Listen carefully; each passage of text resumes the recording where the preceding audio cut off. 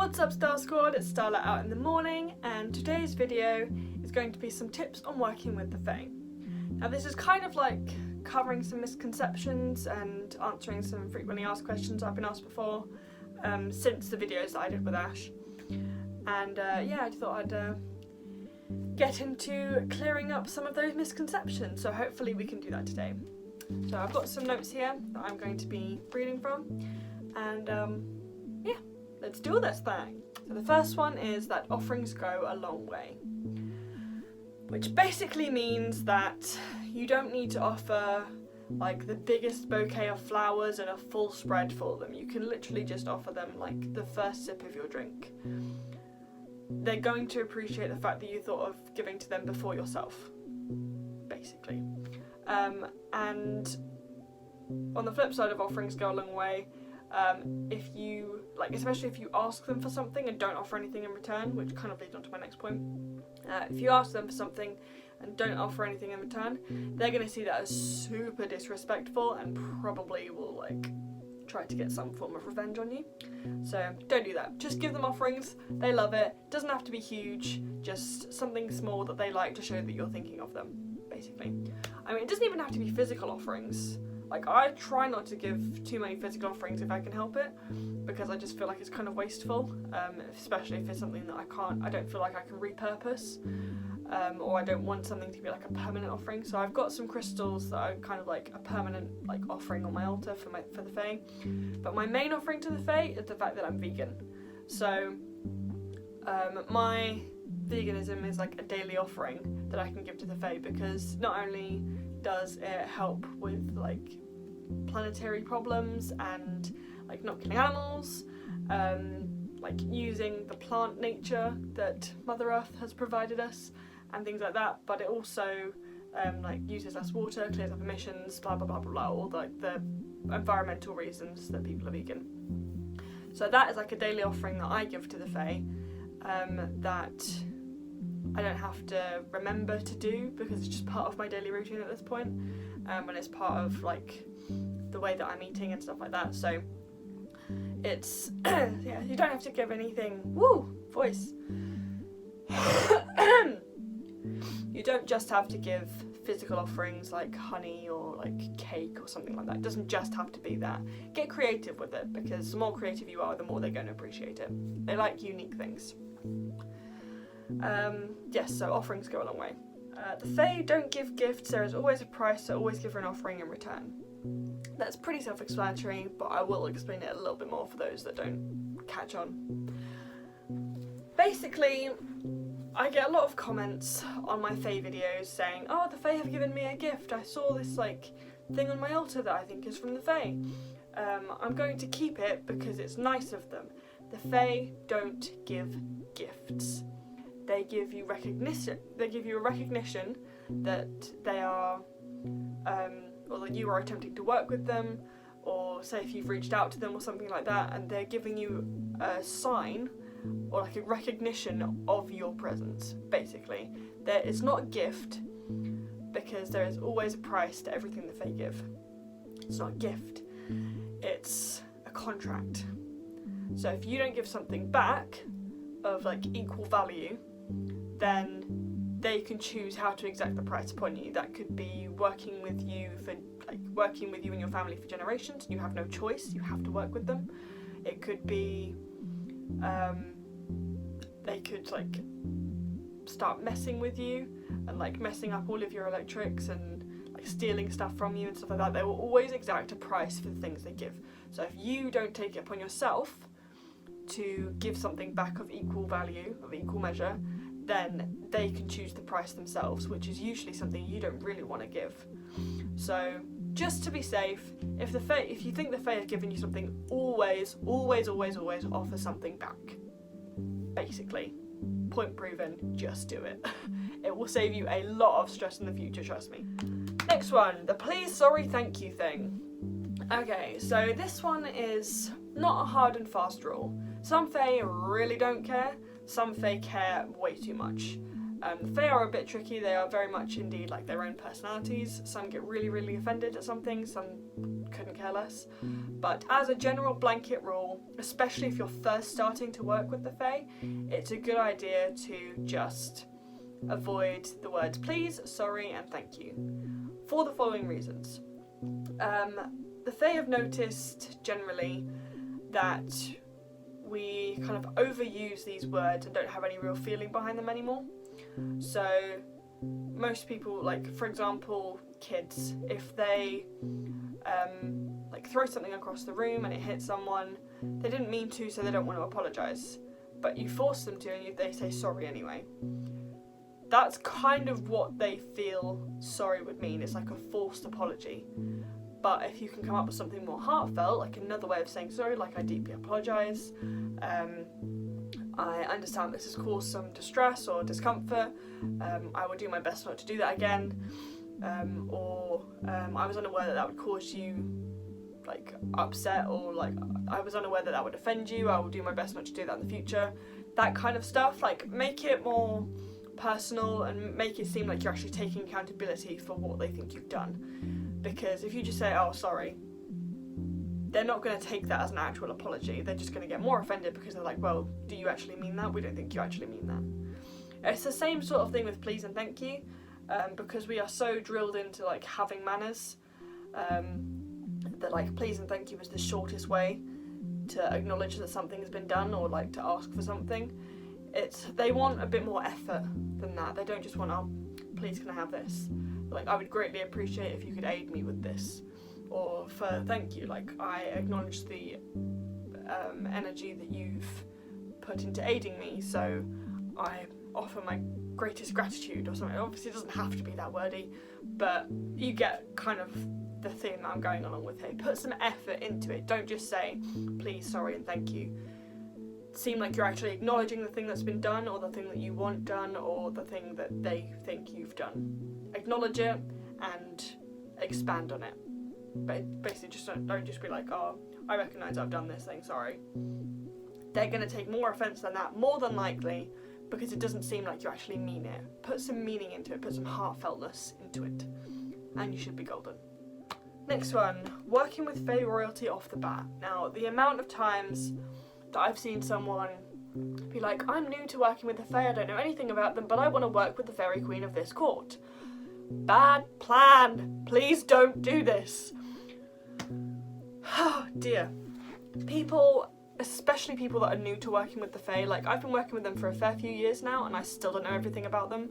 I still don't know all of their customs, I still don't know, like everything that I've shared is things that I've either done research on or have experience on, but I haven't shared that much in the way of things. They've all been very much like 101 type videos. I don't know everything, but these are the things that I've kind of figured out along the way of like the last few years of working with the Fae. Working with Fae royalty is not something you do on a whim. Working with the Fae is not something you do on a whim. You want to be researched, you want to make sure you can commit to it, and you want to make sure that you don't offend them, because that's how people end up in like very, very bad situations. So to say I want to work with the Fairy Queen even though I've got no experience in working with the Fae whatsoever, bad plan.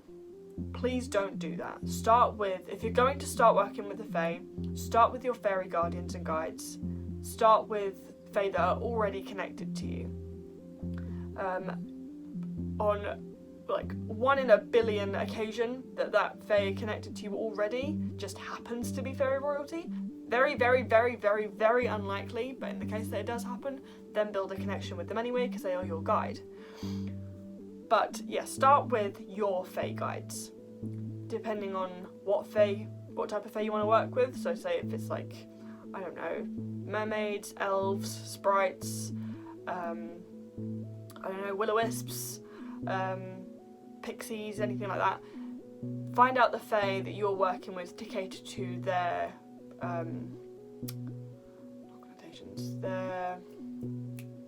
what's the word that I'm looking for? Correspondences. Make sure that you do research on the type of Fae that you're working with to know their correspondences, to know what to offer to them, to know the kind of things that they like and the kind of things that you could talk about with them, that kind of thing.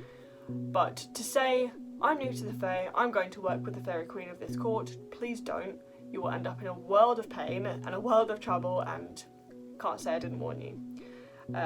But yeah, starting with your Fae guardians, and then perhaps finding out what type of Fae they are, researching all of their correspondences, then maybe branch out to Fae of that Fae type that aren't your guardians, build up a connection with those, and then maybe move on to some like other Fae that is connected to those types of Fae. So say if you've been working with mermaids, then maybe reach out to Selkies, or if you've been working with elves, then reach out to pixies or something like that, like something that's connected, and then kind of work your way out from there. It's not a case of like, this core I want to work with, this is what I'm going to do. It's not like, working with the Fae is not about you, it's about the Fae. So very much take that into consideration when you're working with them. They kind of choose you, you don't choose them. Basically what I'm trying to say. So also do your research, and please do your best not to piss them off. Because of the like Fae don't give gifts type of thing. They can wreak havoc on your life. Have been there, have gotten out of it. Just not worth it, trust me. Just be respectful. Eating the food and drinking the drink. So this kind of ties in with entering the Fae realm, which is the next point. As someone that's new to working with the Fae, even in meditations, you're not, even if it like looks like you're going to be in the Fae realm, you'll be in kind of like an interim realm. You won't be able to fully go into the Fae realm, and if you do, especially as a beginner, you're going to get like stuck there basically. So do be careful. But when entering the Fae realm, there are like certain customs of like things that I've said before. So don't say please, sorry, thank you. Be aware that literally everybody is above you, like energy and hierarchy wise. You are like human, even if you're Fae kin or like dragon Fae kin or something like that. Yes, you have this energy, but treat it as if everyone is above you in hierarchy. I have the utmost respect for all of them, because again, if you don't, you could piss them off, you could offend them, and that's how bad things happen. But if you do go into like a Fae party or a Fae realm in your meditations, then, or even like astral projections or things like that, they may invite you to some sort of dinner. Eating the food, drinking the drink, there are a lot of myths and mythologies and tales and stuff that say if you eat them, you're going to get stuck there. If you are Fae kin, you're probably alright, but it's not a good idea anyway. Just, yeah, politely decline and say, like, perhaps I'm not hungry, I'm not thirsty right now, but I appreciate your offering and I'm very grateful for it and stuff like that. Because it's not a case of like you're going to get stuck there, but it's like kind of taking something from them that even if they offer it, like again, it's not an offering, it's not a present, it's not a gift, it's a contract. So unless in that meditation you can bring them something of equal value, don't take it. Basically. I hope that makes sense. No, you can't ask the Fae for wings. This one is again trying to blur the lines of like energy and reality, or like the fantasy realm and reality. You can't have, even Fae kin don't have physical wings on their physical human bodies. They have energetical wings as part of their Fae energy body. So it's going to be a phantom shift, it's going to be an energy shift. You can't ask the Fae for physical wings, you can't do a spell for like to get physical wings, or you can't do a spell to fly, because humans in this 3D reality cannot do that. It goes against the laws of physics. In the energy realm, in astral projection, in the astral realms, or in the Fae realm, or in your inner world, your like meditation space, you can do pretty much whatever you want, but they won't be fairy wings from the Fae. You'll just kind of imagine those things are there and they will be there. It's not just like to say that you're going to be a Fae being. You're not. You're a human being with a vivid imagination, or a vivid ability to manifest in the energy realm. But no, you can't ask them to give you physical wings. No, you can't ask them to help you fly physically. You can't. It's a human. This human body does not have wings. It cannot have wings. This human body cannot fly, will not fly, ever. it's going to be in the energy realms that those things happen. And especially if you're not faking, you can still like imagine yourself some wings, but that does not make you a Fae being, if that makes sense. You don't have Fae energy, therefore you are not a Fae being. Hope that cleared that up. That was a mini rant, but hope that cleared that up. The no lie policy. Yeah, a lot of tales and stuff say that fairies can't lie. They technically can't, but they can reword the truth in a way that they're not technically lying. It's not like a straight out lie, but they are very, very crafty with their words. So even if they are telling you things and like saying, oh, I can't lie, like take everything they're saying with a pinch of salt, because just because they can't technically lie, that does not mean they're telling you the whole truth. They can omit things, they can twist things to make it sound like what they're saying is like gospel. But especially with like the unseelie type Fae, they are going to be way more tricksy with their words, and those are the ones that are more able to stretch the truth because they don't have any moral compass. So yeah, the no lie policy, technically they can't lie, but that doesn't mean they can't twist or stretch the truth, and that doesn't mean they can't leave things out and like leave you in the dark in so many ways. So if you're going to ask them questions, especially about like yourself or the future or whatever, take everything they say with a grain of salt. That's all I'm saying. There is always more to know, and you will never know everything about all types of Fae. So basically this means that like even me, I've been working with them, I've been researching them for like, gosh, almost a decade now, like 8 years maybe, and I'm literally just like scratching the surface for a lot of different types of Fae. So there are some that I work with like more closely, so I know a bit more about them, but I still don't know everything about them in the slightest by any means. But I can always share what I do know and the experiences that I have had. So it's the same with everybody else. So even if you've been working with the Fae for over 50 years, you still don't know everything, and there are still things that like some Fae may say that, again, with the whole like no lie policy, they might have just stretched the truth.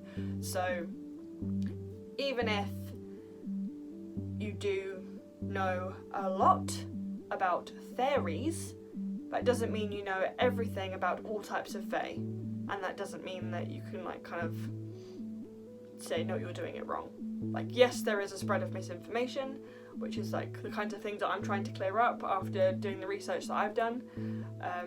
But again, every time I learn something new is when I will come out with new videos about this type of stuff. So it's impossible to know everything about all types of Fae. There are way too many for any human brain to comprehend, and to know everything about one type of Fae would be like a very, very big like ask. So yeah, just blanket statement, it's impossible to know everything about all types of Fae, and if you think you do, you're kind of deluded. Sorry, not sorry. Moving on. Never give up trying. Curiosity and passion for learning is good. So yeah, even though it's impossible to know everything about all types of Fae, or even to know everything about one type of Fae, there is never an opportunity or an excuse to stop learning and stop trying to know everything, because that's acknowledging that you don't know everything and you're always willing to learn some more. So always keep learning, always keep doing more research, and always keep meditating with them, keep working with them, and you'll find out more and more. And Fae care about the earth, you should too. This is my last tip. So again, kind of like the whole offering my veganism to them as like a daily offering type thing. They care about the earth, they care about Mother Nature, they care about the planet, they care about nature in general. They don't want to see like ocean Fae don't want to see the oceans ripped to pieces, and like earth Fae don't want to see the earth ripped to pieces and being polluted and all this kind of thing. So anything that we can do to reduce pollution and waste and stuff like that, or just like reduce our impact on the earth, the Fae are going to appreciate that. So even if you're just going around and like picking some litter out of the bushes, it's caring for the earth. It's making sure that the animals don't try and eat it, or that it's like not gonna poison the plants or something, I don't know. But taking interest in the earth, taking interest in our planet, and trying to make sure that it's, I don't know, less harmed. Like you're doing less harm than just the average person. That's enough, and obviously the less harm you do, the better. So the Fae are going to appreciate that. Basically, care for our planet. We only have one. So that's pretty much all of the tips that I have for today. This video's gotten kind of long, so I'm gonna have to edit it down a little bit. But yeah, I hope that cleared some things up. I hope that helped. And yeah, I think that wraps up this video. So be unapologetically you, no shame, and I will see you in the next one. Yes, I am wearing pyjamas. They're comfy, but yeah. I will see you in the next video. Bye!